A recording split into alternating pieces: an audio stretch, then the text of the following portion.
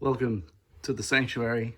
I'm Kyle, and I'm here to tell you, never be afraid to step into the pleasure den of the absurd.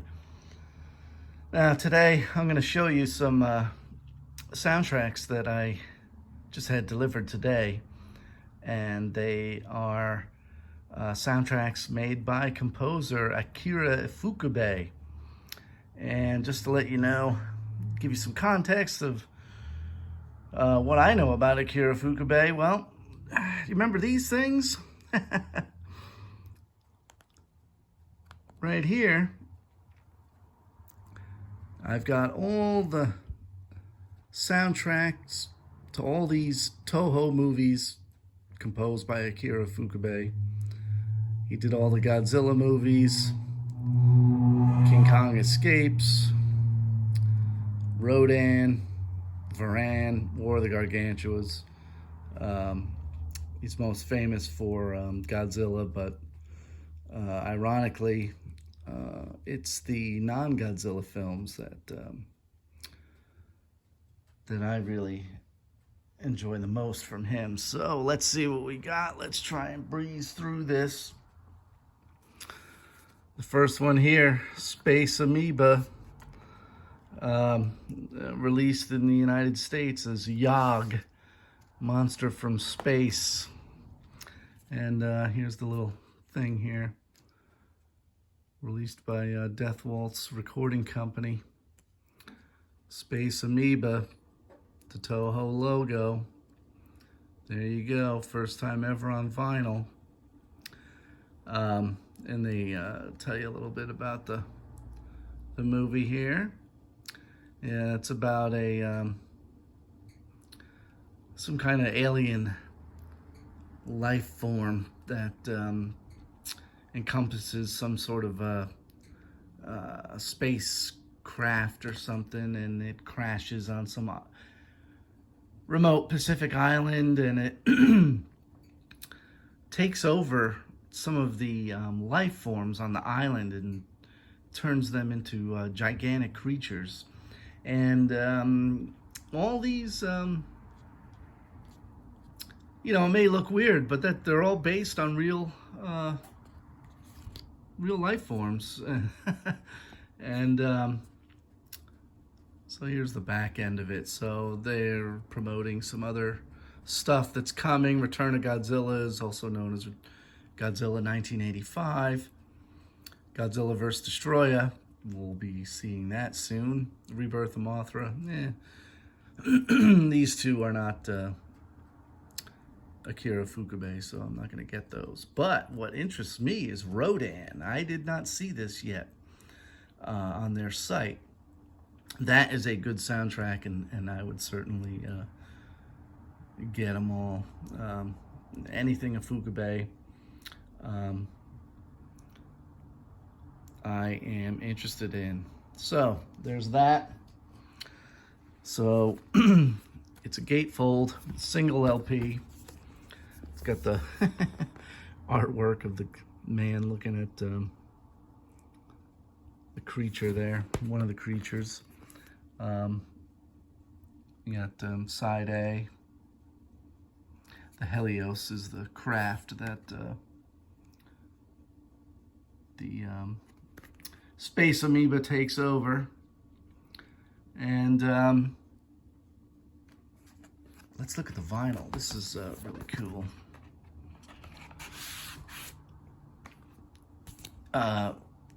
So I listened to all these.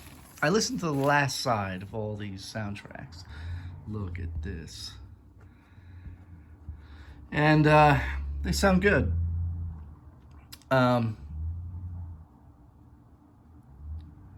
Nice splatter there, and it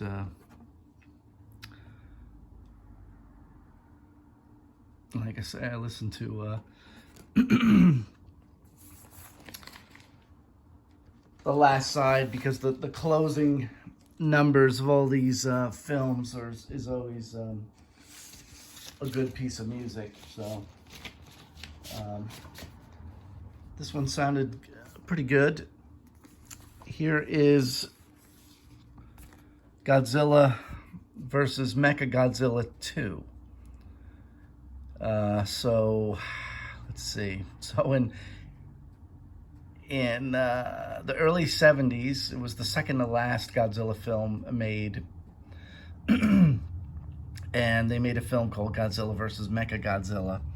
And in the 90s, they had a rebirth of Godzilla. He came back in 1984 in Japan. And I guess to eliminate confusion, they called it Mechagodzilla 2. It's not a sequel to the original one. The films made after 1984 that ended in 1995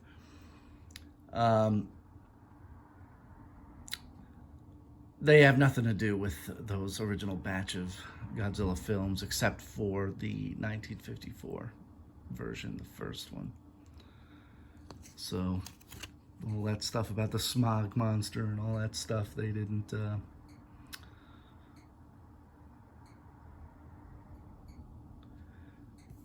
This is a really good film. One of the best of the modern Godzilla films. I'm getting a little tired, Godzilla.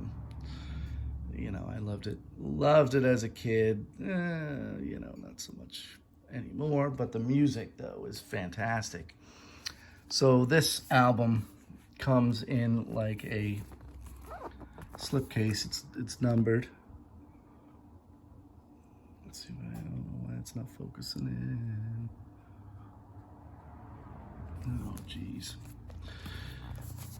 It's going to be an odd video, folks. So it comes in a slip there. And there's the artwork. It's pretty cool.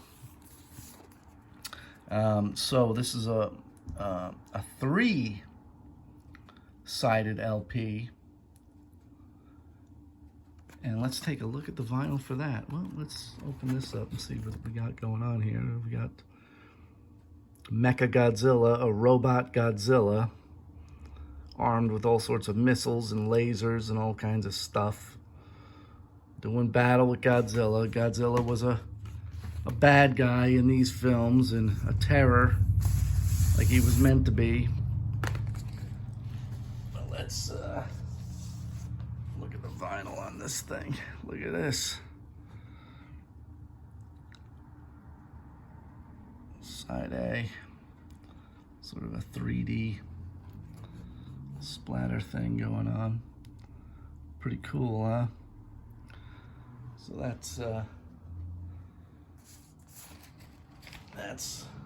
the first album. Let's look at the second one, and we'll show you the cool artwork that's on the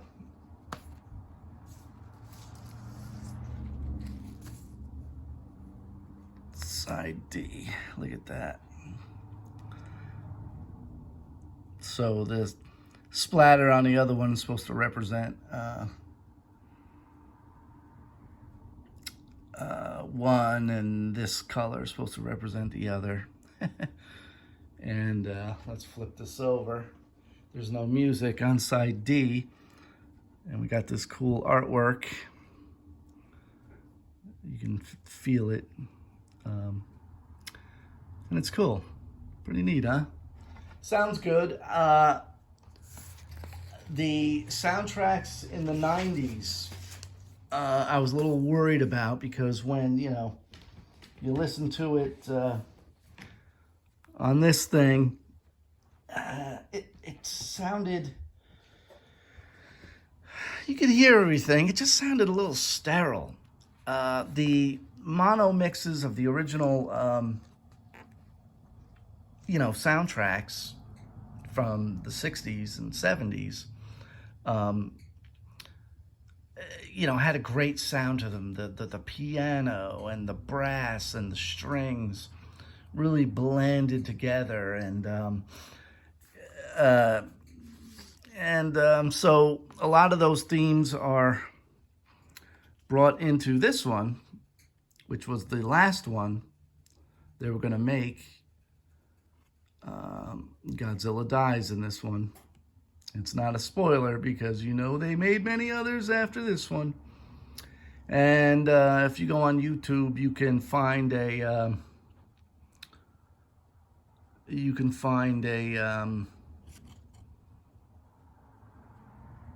CNN news report about this film being the final one, and they brought back Akira Ifukube.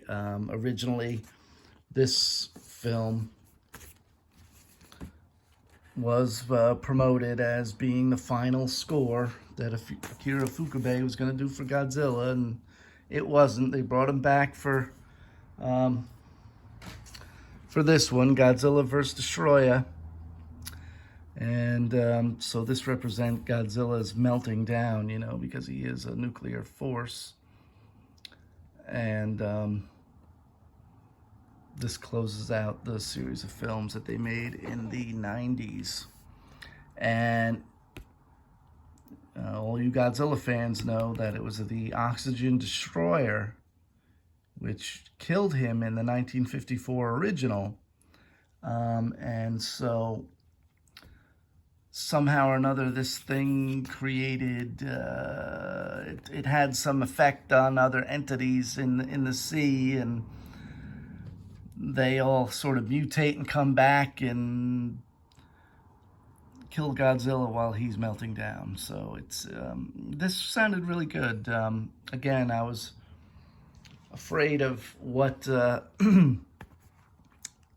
what it was going to sound like. It sounded a little bit more full and less sterile than the last one. But look at Godzilla there. This is the way he looks in the film. Very fierce. You can almost hear him roar there, you know. So let's check out the inside here.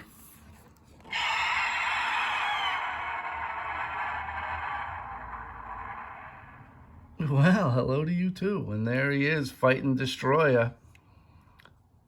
Look at that. Destroyer was a cool, strange creature. He goes, again, he's one of these things that mutates into this sort of form here, and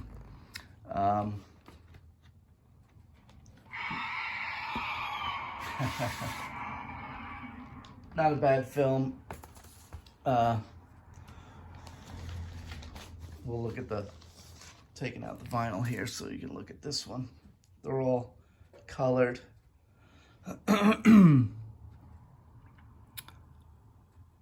This is side A. It's sort of a purplish kind of a thing.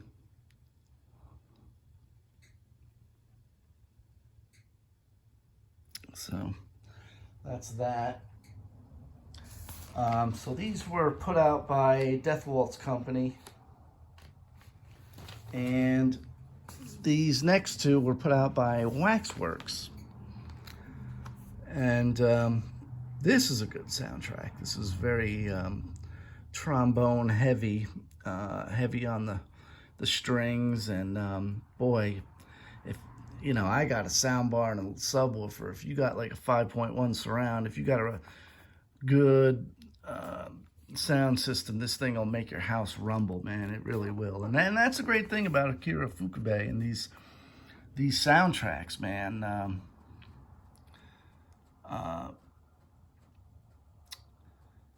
You know, as a kid, you know, I wasn't really into classical music. You know, as a kid, you're kind of bored by all that stuff, you know. But you know, we could pick out the instruments going on with the themes for all these monsters and all the action going on, and you know, we enjoyed it,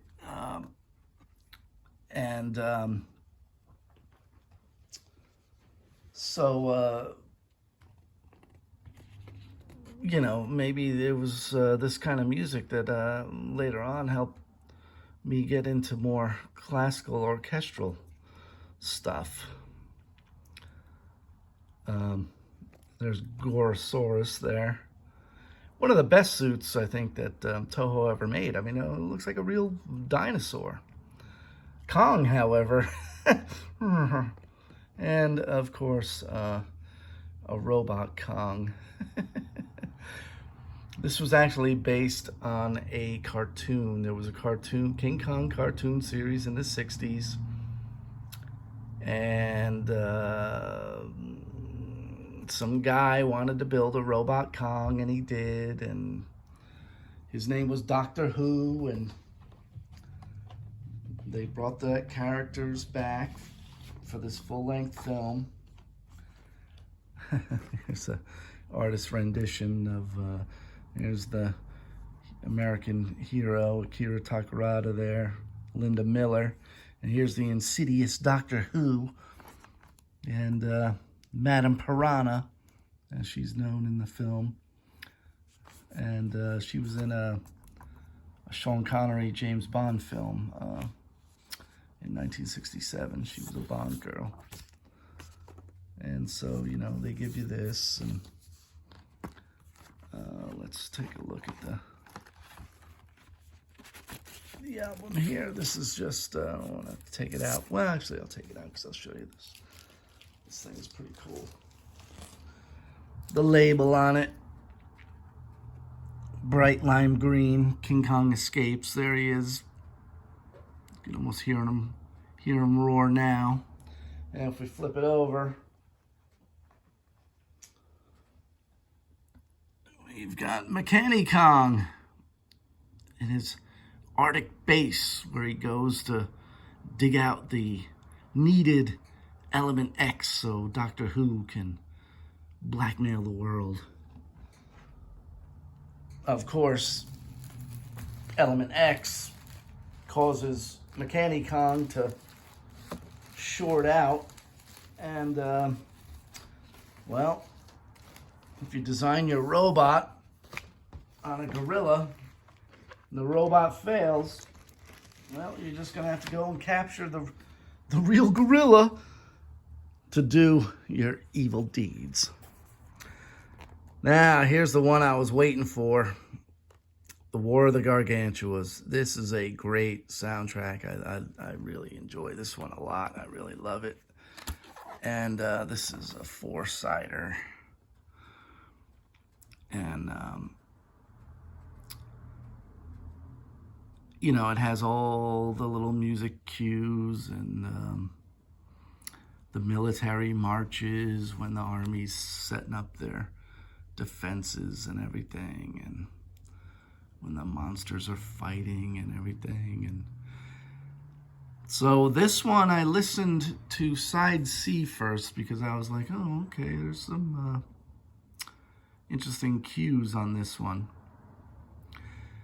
And it sounded odd to me. I thought my record player might be, you know, experiencing some issues because it sounded slow. So I'm like, all right, well, let me flip the side over and see what I can get on side D. And it still sounded weird. So I don't know, I'm gonna have to revisit this album. Here's the inside. This was a loose sequel to the film Frankenstein Conquers the World, and that was the American title. And it had a different title in Japan. So here's this one's pretty cool, Splatter. So I guess this one would represent the brown Gargantua, which, there they are. So the green one is called Gaira in Japan, and the brown one is called Sanda. But in the American film, the green one is just called the green Gargantua, and the brown one's just called the brown Gargantua. So some very creative translation on the part of the American producers, such as they always are. Well, let's look at the last one here. Oh boy, a bright lime green splatter.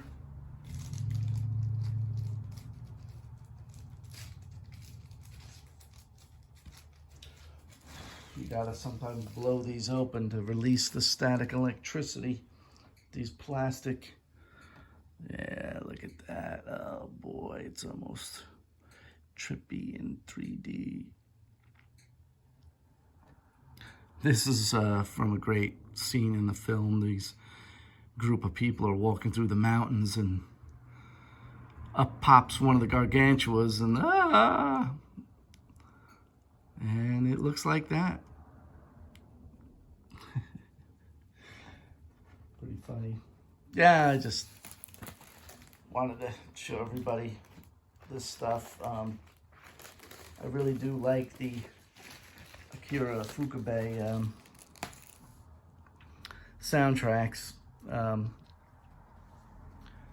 You know, the instruments rumble. It matches what's going on the screen. It's menacing and brutal and you know, forceful. But then, you know, he's got the cues where, you know, it's very melodic and somber, and then, you know, kind of sweet, and then just, you know, odd, you know, musical juxtapositions against each other. It's good stuff. Akira Ifukube. And don't forget, you know, all this stuff is coming. And I don't know why this is hard to get. There we go. So with that, never be afraid to step into the pleasure den of the absurd.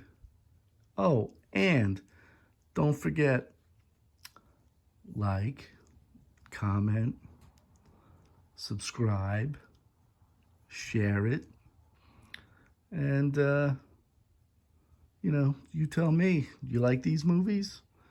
Are you interested in the music? You like Akira Ifukube? I do. Well, I'll tell you what, you tell me. So, never be afraid to step into the pleasure den of the absurd.